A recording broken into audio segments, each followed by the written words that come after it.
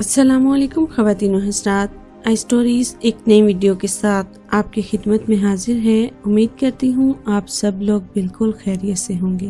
Video شروع کرنے سے پہلے میرے تمام نئے آنے والے ویور سے التماس ہے، جنہوں نے ابھی تک ہمارے چینل کو سبسکرائب نہیں کیا وہ جلدی سے ہمارے چینل کو سبسکرائب کریں اور ساتھ میں موجود بیل پر بھی کلک کریں تاکہ مزید آنے والی ویڈیو کے حوالے سے معلومات حاصل کر سکیں۔ خواتین و حضرات، کچھ لوگ جدی پشتی امیر ہوتے ہیں، اسی طرح ہم نچلی ذاتی کے جدی پشتی نوکر تھے جو جنم سے لے کر پیدائش تک نوکر رہتے ہیں۔ امیروں کی اس حویلی میں ہمارے باپ دادا نے بڑی وفاداری سے تمام عمر نوکری کی تھی اور پھر نسل در نسل ہماری باری آتی گئی۔ جب میں جوان ہوئی تھی تو مجھے بھی آہستہ آہستہ حویلی کے کئی کاموں کے لیے اپنی ماں کے ہمراہ جانا پڑتا تھا، اور کبھی کبھی میں چڑھ کر اپنی ماں سے سوال کرتی، کیا ہوتا اگر میں بھی مالکن ہوتی اور تمام نوکر میرے حکم پر چلتے؟ تب میری اماں ہنس کر کہتی، تیرا قصور نہیں، انسان کا ضمیر ہی ناشکرا ہے۔ اور پھر میں وہیں ٹھنڈی پڑ جاتی۔ وقت گزرتا رہا اور ہماری نسل در نسل نوکر گری چلتی رہی۔ اب تو میری بیٹی بھی جوان ہو گئی تھی، کچھ دنوں میں وہ بھی حویلی کے دن چڑھتے بڑھتے کاموں میں شامل ہو جاتی۔ پھر کچھ عرصے تک میرا بیٹا بھی بڑا ہو جائے گا اور حویلی کے بڑے بڑے گیٹوں پر چوکیدار یا پھر بڑے باغیچے میں مالی ضرور ہی لگ جائے گا اور ہمارے گھر کی کمائی میں چند نوٹوں کا اضافہ ہوگا۔ ہماری جدی پشتی وفاداری اور ایمانداری مالکوں کی نظر میں تھی، تب ہی وہ آنکھ بند کر کے ہم پر بھروسہ کرتے تھے۔ حویلی اور بھی کافی تعداد میں نوکر تھے جو مختلف نچلی ذاتوں سے تعلق رکھتے تھے، مگر مالکوں کی نظر میں وہ قابل بھروسہ نہ تھے۔ میں کئی گلے ہونے کے باوجود اپنی نوکر گیری بڑی جانساری سے کرتی تھی۔ جو بھی تھا، مجھے اپنے باپ دادا کی بنائی وفاداری کی عزت کا مان تھا، اسی لیے میں یہ سب کچھ کرتی تھی۔ کچھ دنوں سے حویلی میں چوری ہونے لگی تھی، کبھی کبھار قیمتی برتن یا آرائش کا سامان غائب ہو جاتا۔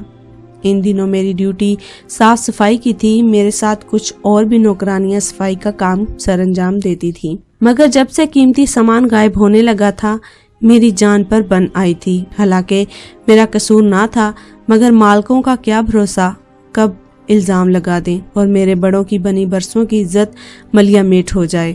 پھر ایک دن مالکن نے سب نوکرانیوں کو جو گھر کے کام کرتی تھیں طلب کر لیا اور خاصی لمبی تقریر کرنے کے بعد آخر میں بتایا، اس بار اگر کوئی چوری کرتا پکڑا گیا تو نہ صرف نوکری جائے گی بلکہ سامان کی بھرپائی کے ساتھ پولیس کا منہ بھی دیکھنا پڑے گا۔ میری نظر تم پر ٹکی رہے گی۔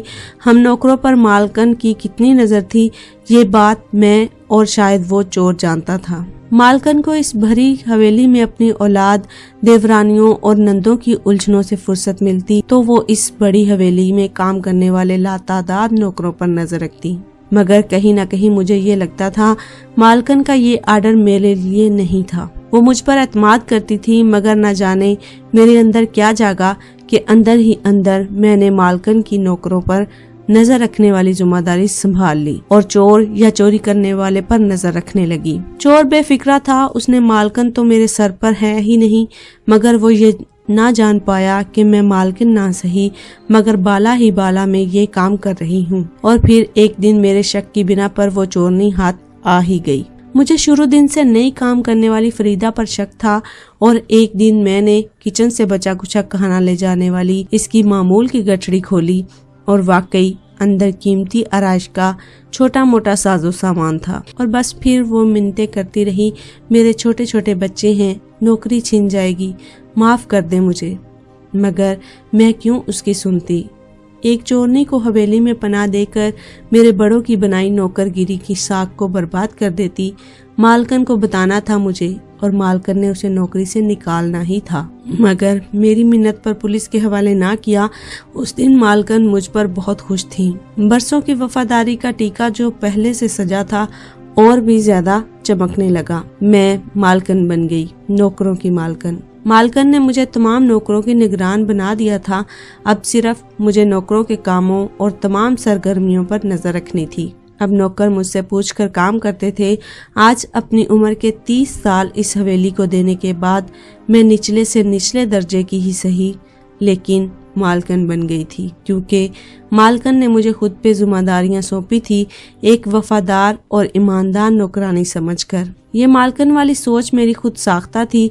साथ ही मैं ये भी जान गई थी कि इंसान के जन्म से लेकर मरने तक कुछ हकीकतें हमेशा साए की तरह उसके साथ रहती हैं, चाहे वो सोच के जाविये को किसी भी बादशाही तख्त पर बिठा ले। ख़वातीनो हज़रात, इंसान की ज़िंदगी में बहुत सी ऐसी उलझनें होती हैं, बहुत सी ऐसी परेशानियां होती हैं जिनके होने पर इंसान उकताहट का शिकार रहता है, लेकिन कुछ इंसान की सोच में ऐसी जज्बात होते हैं जो कि उसे उस मुकाम पर ले जाती हैं जिसका वो सोचता है। उम्मीद है वीडियो आपको पसंद आई होगी और वीडियो आपकी मालूमात में इजाफा भी करेगी। अपनी एक और खूबसूरत सी वीडियो के साथ फिर हाजिर होंगे। तब तक हमें दीजिए इजाज़त। अपना और अपने साथ दूसरों का ढेरों सारा ख्याल रखिएगा। हमें अपनी दुआओं में याद रखिएगा। अल्लाह हाफिज़।